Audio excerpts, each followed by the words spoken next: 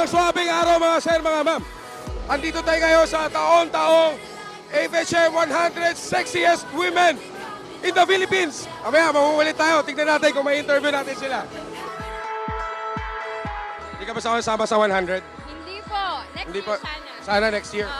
Alam ba ng magulang mo? Hindi. Pag mga ito yung tsura ba, pwede ba maging boyfriend mo? Tingnan natin. Tignan natin. Mabait ako. Alam mo ba anong naririnig mo sa puso ko? Wala nang hiningay. Alam mo anong naririnig mo? Love, love. Love, love. Love, love. Boom, panis. Yun, no? Magandang araw sa'yo, Maui. May papakilala ako sa'yo, Maui. Eto, legend to sa rock scene eh. Yung Datit. Alam mo ba yung Datit? Hindi. Ayan, oh. Ay. May boyfriend ka na ba? Wala. Eto, single pa to. Single to. Shake hands naman kayo, shake hands. Shake hands naman kayo. Beso naman kayo, beso. Beso. Beso, beso. Ayan. Ako din, pabeso din ako. Kayo naman. Oh, lalabas tayo. Kasama natin yung bandang Datit. Si Glenn Jacinto. Kumusta? Okay lang, Jun. Nasaya dito. Grabe. Sige, kunin mo yung number mamaya nun, ha? Jun, salamat. Si, Joe Mapa. Joe Mapa, kumusta ka na? Oh, ayos lang, ayos lang. Thank you. Kapatid to ni Joe Mapa. Salamat. Ayun, salamat. Mag-uubad din ba kayo? Hindi. Ubo. Thank you. Magandang araw po, ma'am. Ano ba yun? Na-interview na kita dati. Toycon. Kasama ba sa 100? Oh, Pakilang ka? top 88. Top 18, grabe. 88. 88. Hindi ka ba kinakabagan? Hindi naman. Kailan yung Independence Day ng Pilipinas? June. I don't know. June 25, 27, 7. Mabeso naman, oh. Yun, oh. Tayo. Ay, naku, ano ba yan? Yan, dahil gentleman tayo.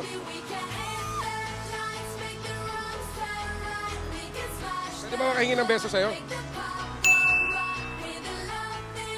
Sa lahat, eto, pinaka-sexy dito. Pang number 0.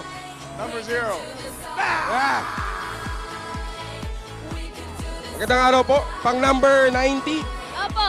Kailan yung Independence Day ng Pilipinas? Oh my God. June 31? I don't know.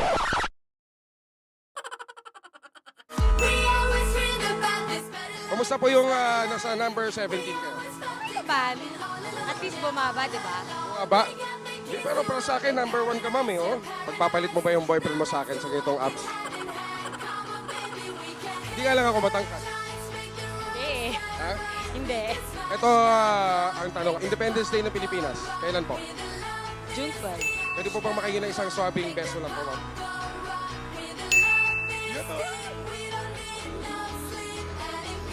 Siyempre, kasama natin ang publisher, owner ng AFHM 100, AFHM Publishing. Magandang araw po, Ma'am Lisa. Hello, June. Opo, Hello to the viewers of Five. Ma'am, maraming salamat po sa AFHM. Kundi dahil sa AFHM, wala kaming mga bayaw.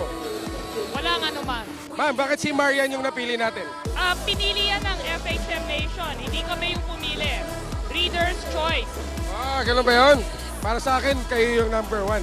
Thank you, June. Ikaw rin. Number 1. Salamat, ma'am.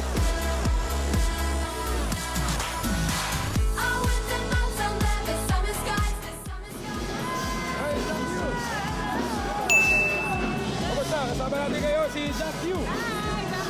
Jack Yu. Ayun. Pang 52. Ay, ma'am. Good morning. Ang ganda mo pa rin talaga. Ay, thank you ah. Nabibighani naman ako sa bigote mo. Ayun. Ano pagkakaiba ng 52 sa pork barrel? Ang number 52 sa FHM, walang pork. Walang pork dito. Ang pork barrel, may pork. Thank you, thank you. Bichi. Hi! Ano nga ko? Kamusta po? Okay lang. Okay. Kamusta? Pwede po mag-beso, ma'am? Hindi, pwede. Nako. Medyo mahirap ma-interview, pero may na-interview na natin kanina si Miss Marian. Sundan lang natin siya para lang tayong stalker.